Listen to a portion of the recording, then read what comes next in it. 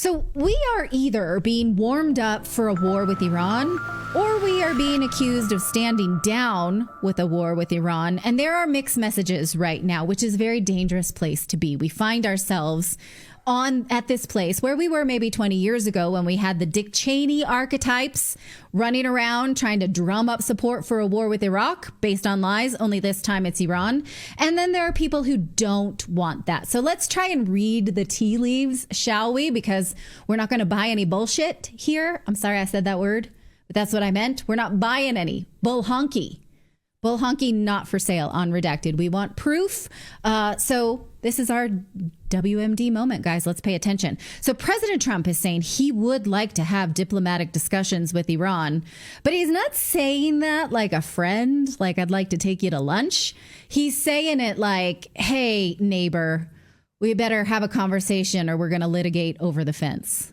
Kind of like that. I just get so frustrated because it's like, who are we to tell who can have a bomb, like, or a nuclear weapon? Like, the only reason they want that is to protect themselves from us. I mean, we're the only country in the world that has actually used them, so we should not be allowed to have them. So I don't understand where we get off being able to tell anybody whether they can or cannot have a weapon like that. It's none of our business.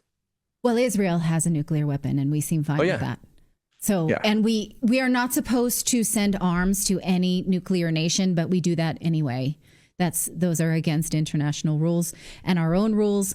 We do it anyway. So why do we care? Why do we let Israel in that region have them and not Iran?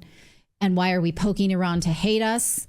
And then it's these questions don't make sense, right? So let's take a look at what Tucker Carlson said over the weekend. He said that Fox News has wall-to-wall coverage with dead-eyed politicians telling you that Iran is a dangerous sponsor of terror, softening up the base for war, he says. But why, again, is Iran our biggest threat? He said, here's one measure. Over the past 20 years, how many Americans have been killed by Iran on American soil? Try to find that number and then compare it to the Americans killed by ODs or suicide or illegal aliens or carjackings, diabetes, something else that I'm not going to say on this platform.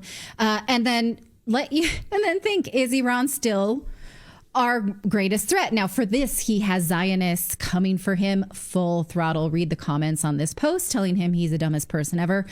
But while on the campaign trail, President Trump said we have no business going to war with Iran. On Inauguration Day, he promised to avoid new wars. But meanwhile, just last week, Defense Secretary Pete Hegseth said he had a call with Israel's Minister of Defense, Israel Katz, and that both leaders agreed that Iran remains a threat to regional security and agreed to work together on this challenge. آنچه در مورد ما میگویند